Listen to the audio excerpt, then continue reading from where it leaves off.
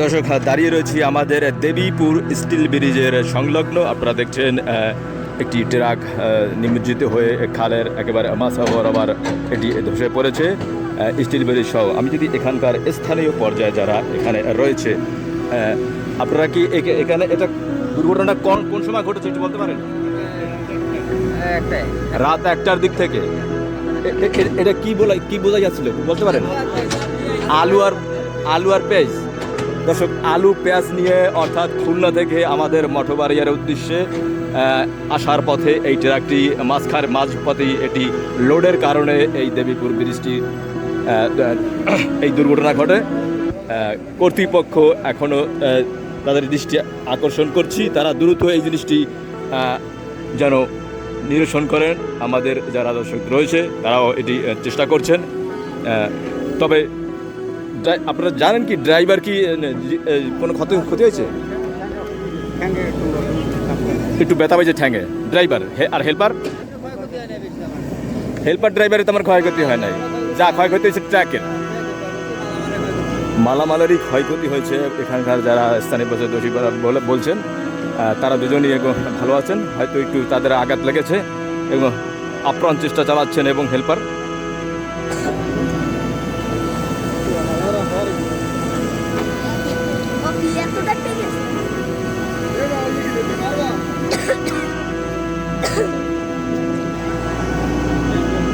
তাৎক্ষণিক আমাদের এই বেকু দেখছেন মানুষের যান চলাচলের জন্য, অর্থাৎ মানুষের আসা যাওয়ার জন্য একটি বেকু কাজ করছে, যাতে মানুষ আসতে পারে, পারাপার করতে পারে। সেজন্য সকালেই এই বেকু এই কাজ শুরু করেছে।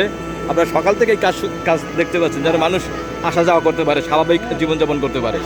দর্শক, আমাদের এই স্টিল ব্রিজ ছাড়া আমাদের এই বিকল্প পথ নেই, যার কারণে এই দেবীপুরের ওপারের লোক এপারে আসতে হলে অবশ্যই এই স্টিল ব্রিজটাই পার হতেই হয়।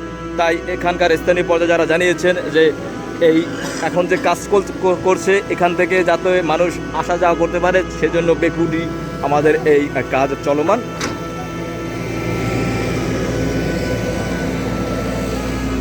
আপনাদেরকে একটু ঘুরে ঘুরে আমি দেখাচ্ছি। এই সকাল কয়টায় ঘটনা করছে? সকাল 8টা।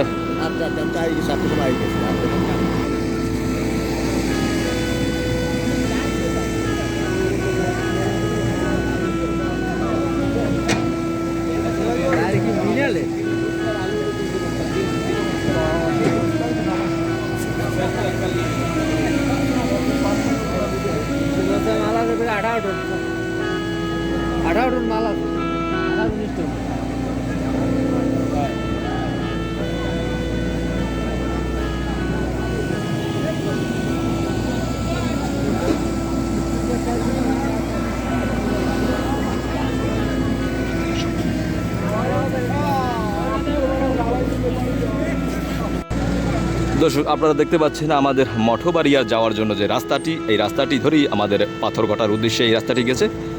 এই রাস্তার কোল ঘেঁষি আমাদের এই দেবীপুর ব্রিজ সংলগ্ন। এই দেবীপুর হয়ে আমাদের মঠবাড়িয়া পাথরঘাটা যেতে হয়, তাই কর্তৃপক্ষ দ্রুত এই রাস্তার অর্থাৎ মানুষ চলাচলের জন্য একটি বালি ভরট দিয়ে তারা বেকুর মাধ্যমে রাস্তা প্রশস্ত করছে, যেন মানুষ এপার থেকে ওপার আসা যাওয়া করে।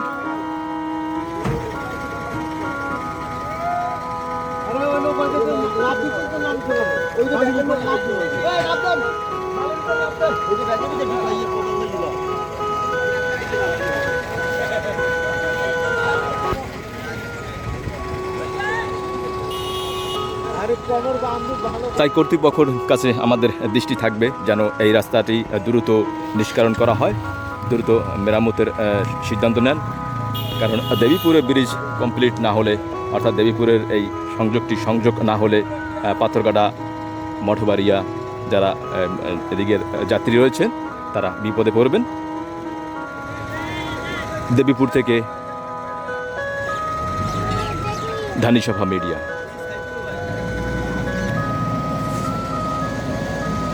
আপনারা দেখছেন এই মানুষ চলাচলের জন্য বেকু আপ্রাণ চেষ্টা চালাচ্ছে। এই বেকুটি ব্রিজের পাশ হয়ে একটি রাস্তা তৈরি করার জন্য, যাতে মানুষ পারাপার করতে পারে। তা না হলে তো অনেকটা বিপদ হয়ে যাবে মানুষের। যে যার মতো পারাচ্ছে, নৌকাতে করে পারাচ্ছে। আমি যদি আপনাদেরকে একটু দেখাতে চাই যে ব্রিজ ভাঙাতে, ব্রিজের ক্ষয়ক্ষতি হওয়াতে মানুষের কতটা দুর্ভোগ। এখান থেকে পারাপার যেমন সমস্যা, তেমনি যান চলাচল তো আরও সমস্যা। দেখতে যে যার মতো করে এই ব্রিজের ক্ষতিগ্রস্ত হওয়ার পরেই পারাপারে বেশ ভোগান্তি। জনগণের ভোগান্তি আর শেষ নেই। এপার থেকে ওপার না পারলে কোনো মানুষই তাদের স্বাভাবিক জীবন যাপন করতে পারবে না।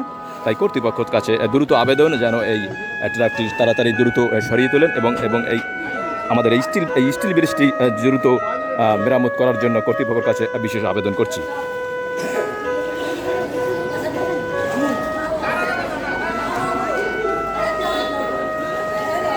একবারে মাঝ বরাবর ট্রাকটি নিমজ্জিত হয়েছে।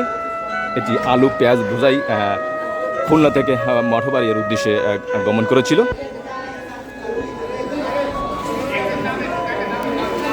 তোমরা কি ওপার যাবা? এই ব্রিজ হওয়াতে এই মাদ্রাসার ছাত্রীরা যেমন বিপদে পড়েছে, তেমনি বিপদে পড়েছে আমাদের এখানকার যারা স্থানীয় পর্যায়ের জনগণ।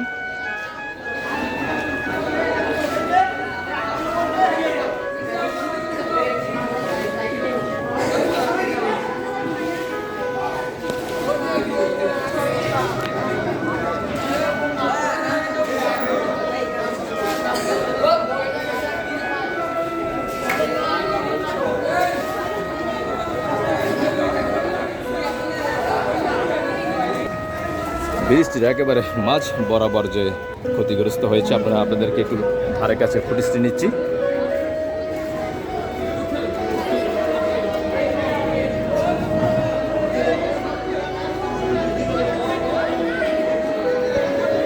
এই মঠবাড়িয়া যাওয়ার জন্য আমাদের এই একটি মাত্রই পথ।